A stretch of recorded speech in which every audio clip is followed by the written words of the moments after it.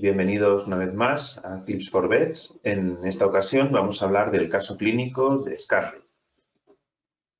Scarlett es una gata esterilizada europea de 10 años, es indoor y no tienen otras mascotas y está bien vacunada y desparasitada. Toma una dieta seca y lata también de calidad premium. Y el motivo de la visita era una apatía o una alteración en la marcha, era algo muy inespecífico. En la anamnesis simplemente unos meses antes, 6 meses antes, quedó cubierta por una pintura de cadmio bueno, es una pintura que creímos que podía causarle problemas, pero que al final conseguimos que no fuera así, y era la única cosa destacable. Y en este momento estaba comiendo y bebiendo, pero estaba como alterada, apática y parecía que tuviera algún problema para andar. Cuando la vemos en las imágenes es muy obvio, hay una alteración cutánea, pero la exploración general era normal. La gatita tiene un leve sobrepeso, menos del 10%, con lo que el Body Condition Score era de 6/9.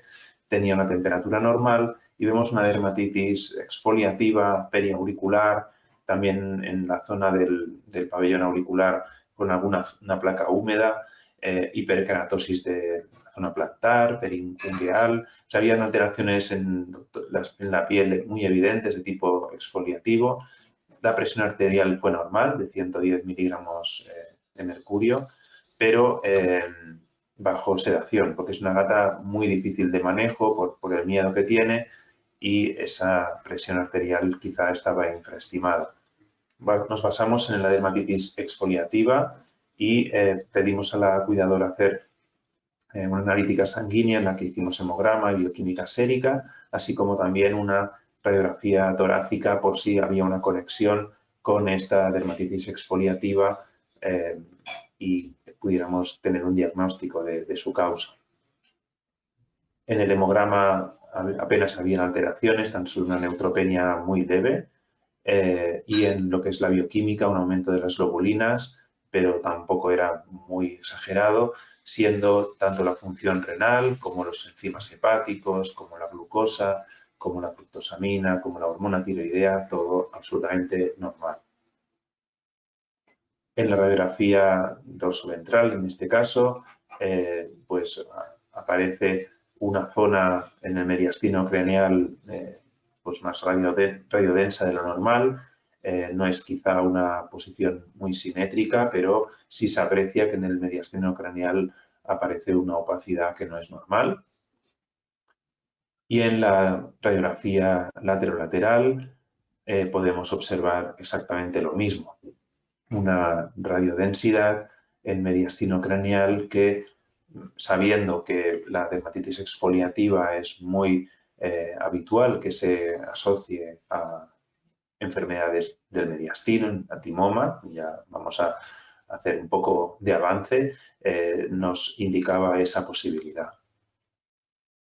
Así pues, teníamos una masa mediastínica en la que podía haber un granuloma o una neoplasia, de las dos neoplasias más frecuentes, el linfoma mediastínico y el timoma, y una dermatitis exfoliativa que podía ser un pénfigo foliáceo, ¿por qué no? Y también teníamos en mente pues, un timoma por esa masa que hemos visto en las radiografías. Le propusimos a la propietaria, a la cuidadora, hacer una ecografía torácica para ver qué ecogenicidad y qué facilidad pudiéramos tener para hacer una citología de esa masa.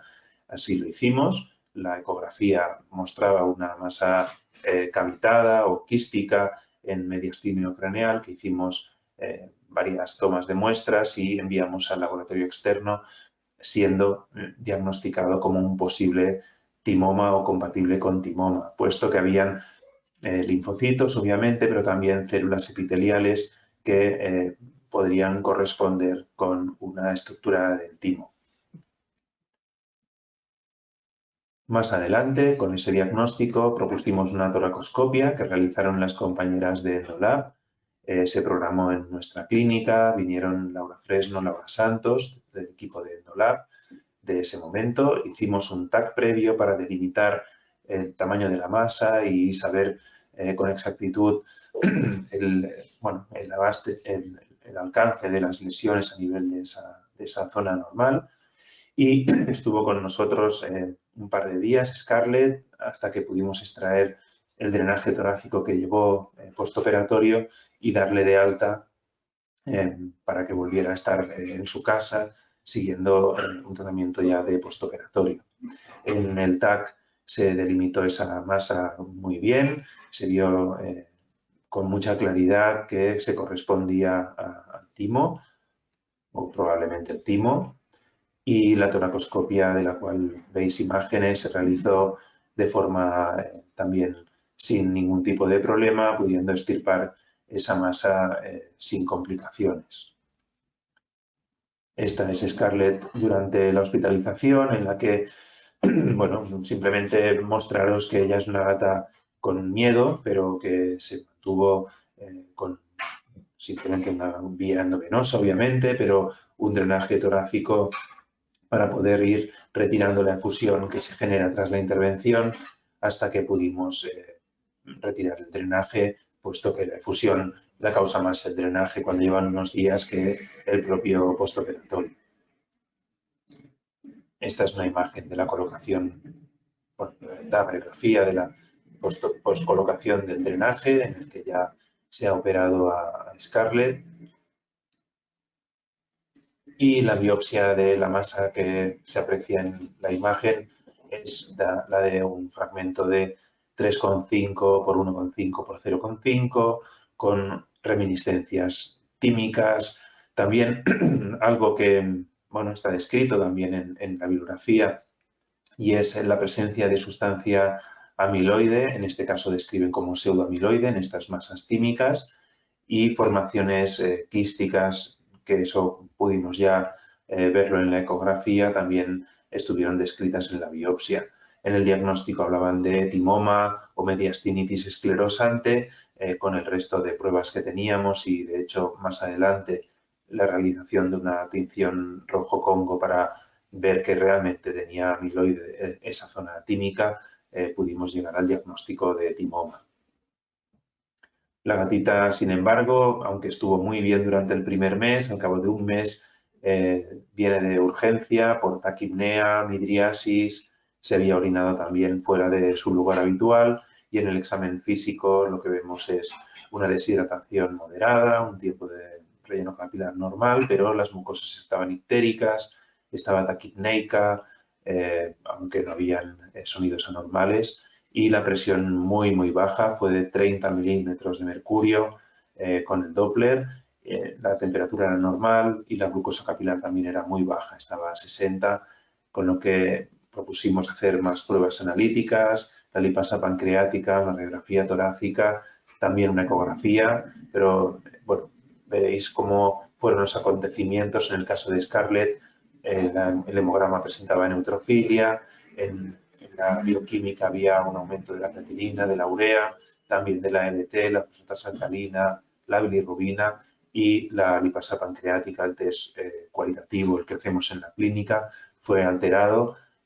Comprobamos, bueno, básicamente la glucosa también que estaba baja, eso se suplementa fácil, pero no presentaba una clínica de hipoglucemia y tampoco recibía insulina esta gatita, con lo que llegamos al diagnóstico de una pancreatitis. Esta es una radiografía de la gatita en ese momento, donde presentaba aire a nivel digestivo y poca cosa más. A nivel torácico no había evidencias de que estuviera creciendo de nuevo la masa en mediastino craneal y, por desgracia, esta gatita, aunque se trató con cristaloides, con 2 bolos de coloides para aumentar la presión arterial e incluso se llegó a poner una CRI de noradrenalina, y tratar el dolor con metadona, esta gatita falleció al cabo de pocas horas con un diagnóstico de una pancreatitis aguda que obviamente no podemos relacionar, pero es realmente lo que ocurrió. En cuanto a la discusión del caso, en las masas mediastínicas tenemos que como posibles problemas está asociado al linfoma, timoma, con lo que ese timoma tiene una consideración terapéutica muy distinta al linfoma. También carcinomas, quimodectomas, mesoteliomas y, ¿por qué no?, causas inflamatorias granulomatosas que tienen que tenerse en cuenta. De hecho, os dejo también varios artículos que hablan sobre el acuerdo y el desacuerdo entre la citología y la histopatología en las masas mediastínicas, el abordaje terapéutico mediante cirugía de mínima invasión, y así como se utilizó en nuestro caso, y también, ¿por qué no?, el diferencial de las dermatitis exfoliativas, que incluso se puede plantear desde un punto de vista de dermatitis exfoliativas asociadas o no a timoma. La micosis fungoide sería algo que se podría parecer, pero realmente no es bien exfoliativo como en este caso, y sería una alteración cutánea, un linfoma cutáneo que podríamos ver algo parecido, ¿no? Pero no, en la literatura realmente hablan de enfermedades inflamatorias o inmunomediadas que se podrían parecer al síndrome paraneoplásico de un timoma, y por ello lo subdividen en eso, en dermatitis exfoliativas asociadas a timoma y a no timoma. Y en cuanto a la pancreatitis que tuvimos en Scarlett, bueno, no sabemos si es a razón del postoperatorio, a razón de, bueno, la simplemente posibilidad de que esta gatita tuviera una pancreatitis aguda por otros motivos, pero fue lo que acabó ocurriendo, a diferencia de otros casos que hemos tenido de timoma en los que el postoperatorio no tuvo ese desenlace. Os dejo también la bibliografía para que podáis consultarla sobre tanto el abordaje menos invasivo del timoma a nivel quirúrgico, como también el diagnóstico diferencial en dermatitis exfoliativa, así como también el diagnóstico de estas masas mediastínicas. Muchas gracias a todos por vuestra asistencia y os espero en el próximo caso.